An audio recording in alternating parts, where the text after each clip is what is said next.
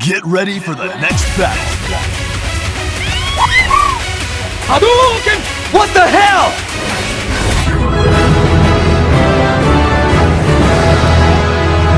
Flawless victory.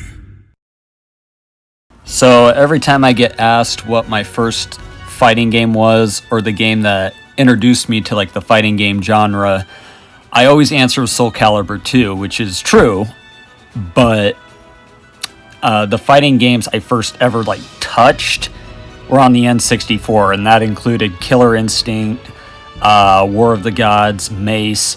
Not the best fighting games by any means on the N64, but fighting games, they still count. I refer to Soul Calibur II as my first fighting game because it was the first one I sat down, learned the mechanics, got decent at for the most part, while the others I would pop it in and just switch over to another game within 10 minutes because I didn't understand it that much. I was just a dumb kid. So what sold me on Soul Calibur 2 compared to like other fighting games at the time, and what made me stick with the game, was Link was a guest character on the GameCube edition from The Legend of Zelda, and I loved Ocarina of Time. I still do. It's one of my top 10 games of all time, and Majora's Mask. And I'm like, hey, you know, there's a character I know and love, so I played him a lot, and as I was playing him, I mean, not only did I learn the game, but I was experiencing like fighting other characters and seeing what other characters did against me, like Voldo, for example, who became my main in that game.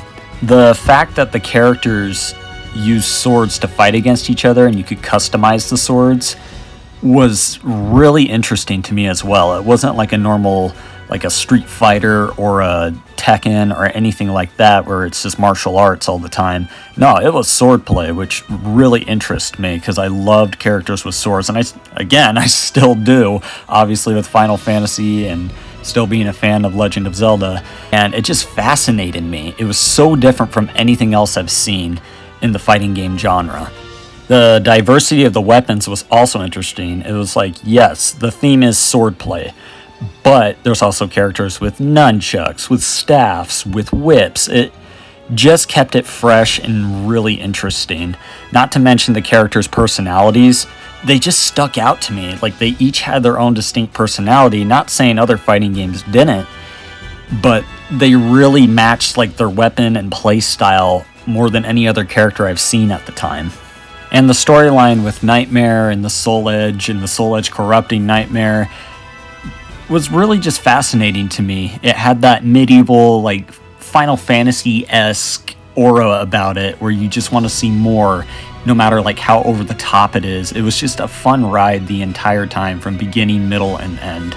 It's crazy to me the crossovers they were able to pull off with, you know, Link from The Legend of Zelda on the GameCube edition of Soul Calibur 2, Heihachi from Tekken on the PlayStation version, Spawn from the Spawn comics on the Xbox edition, but then later on they get Star Wars, I think, in Soul Calibur 4, Geralt from The Witcher in later entries, 2B from Nier Automata.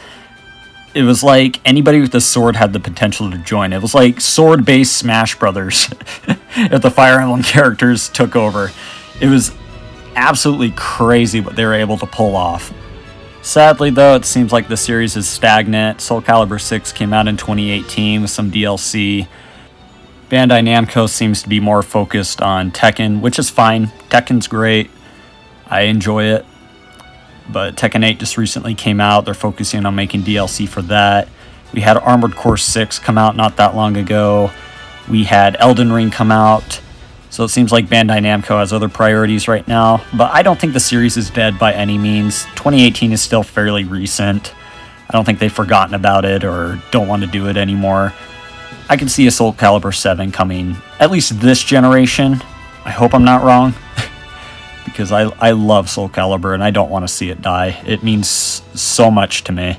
I'm a huge fan of it. It's literally the reason why I play fighting games to this day.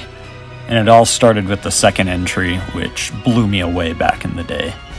Graphically, gameplay-wise, character-wise, everything-wise.